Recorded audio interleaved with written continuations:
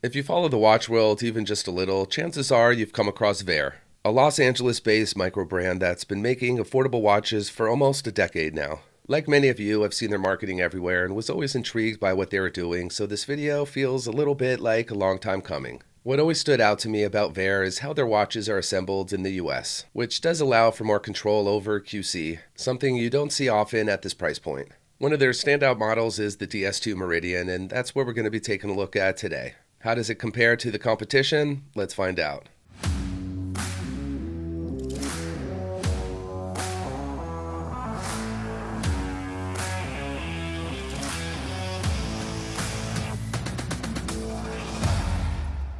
The DS2 comes in 4 colors: black, yellow, blue, and green. I have way too many black dials in my collection and have been wanting to add more variety and color, so it was a toss-up between the blue and the green. I have a couple blue watches on the way already, so I went with the green, which is on both the bezel and the dial. One thing I noticed from some affordable watch brands is they'll source different parts and put them together and hope it works out. But thankfully, that doesn't seem to be the case here.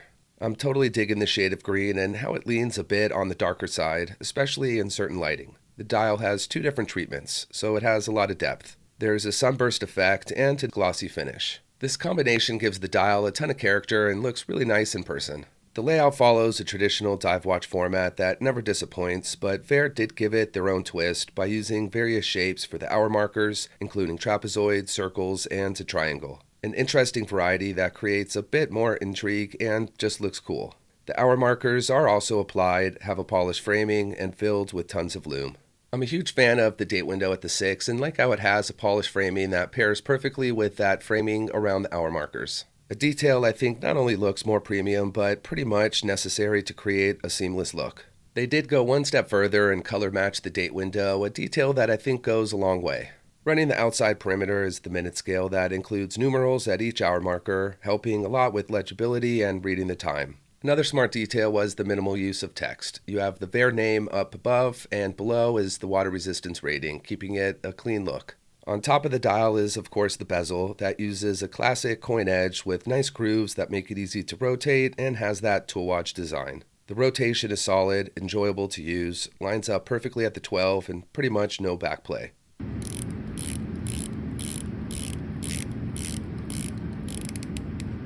I like how they kept the bezel quite thin, making for a slim profile and a comfy fit on the wrist. The bezel is fitted with an aluminum insert, and I might get some slack for saying this, but I'm kind of getting over ceramic. I know, ceramic is much more scratch resistant, but it's either too glossy or has a brush finish and looks a little bit dull. I feel aluminum gives off a much warmer appearance, plays with light in a more subtle way, and doesn't come across as shiny. Although I haven't tested this watch long term, I've just been wearing it now for about a week, but it does look like a nice thick piece of aluminum, so I think it will hold up well over time.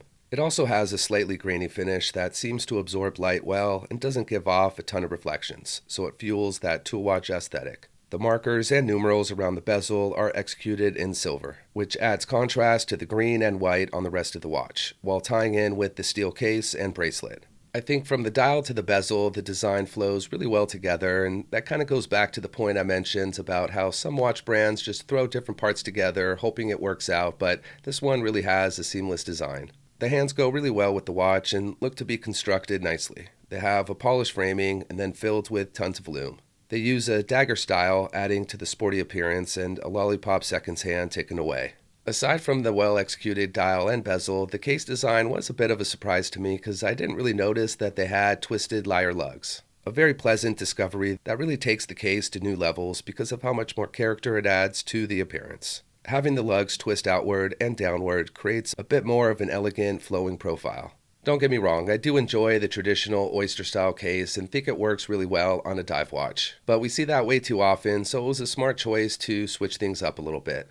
In the world of the vast amount of affordable dive watches out there, I think it's important to find ways to stand out, and throwing some twisted lugs in the mix definitely achieve that goal. As far as the dimensions, the watch comes in at 39mm in diameter, 10.4 in thickness, and 46mm lug to lug, also known as total length. Yeah, this watch is super thin and a big standout feature of the DS2. Part of that is because of the movement, which is powered by a Japanese Miyota GM12. This caliber is listed as having a 40-month battery life and an accuracy of -10 to +20 seconds per month, though that sounds a lot more than it will likely be. I set the watch when I got it about a week ago, and since that time it's only lost about a half a second, so timekeeping will be impressive. One thing I do want to point out, and you've probably noticed already, is how the second hand lines up just about perfectly on each second marker. Being that I am a watch enthusiast and this is a detail that I probably care more about than I should, it is cool that it lines up nicely, which is probably because of their closer connection to QC. Being that this watch is a diver, the protection is solid and has all you need. A sapphire crystal on top to protect from scratches, an anti-reflective coating to aid in clear legibility, and 150 meters of water resistance. Now perhaps the most important detail, the pricing. There are 3 strap options available, so depending on your configuration, the price will vary. They all include a black FKM rubber strap. The option with the khaki strap is $219. If you go with the 3-link Oyster steel bracelet, that's $309, and with the 5-link Jubilee style steel bracelet, it's $329. The quality of both the rubber and Jubilee is solid. The rubber is soft, pliable, and for sure super comfy to wear. I like how that option gives the watch a real sporty appearance. The Jubilee is constructed nicely, has a fully milled clasp, fold over security with push button closure, and 4 micro adjustment holes to get the perfect fit. I've been rocking the watch on the rubber strap during the day, and I've gone out a couple times this week, so I threw it on the Jubilee to kind of dress it up a little bit.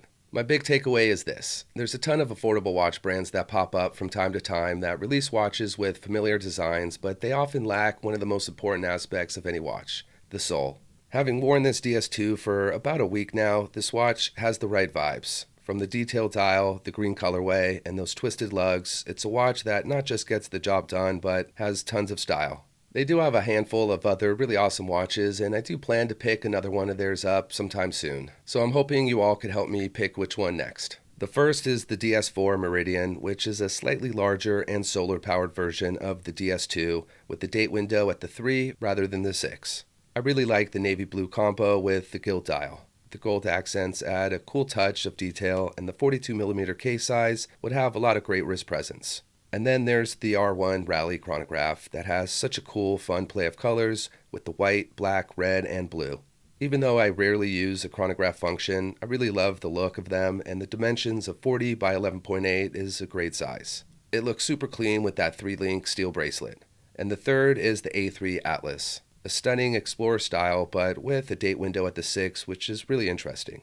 The navy blue sunburst dial and orange seconds hand adds a ton of personality. And it's powered by a Miyota 9015, which is a solid timekeeper. Decisions. Let me know what you think, and if any of you have any Vaer watches, share your thoughts and experiences. That's it for today. As always, thanks for watching. I'll see you next time.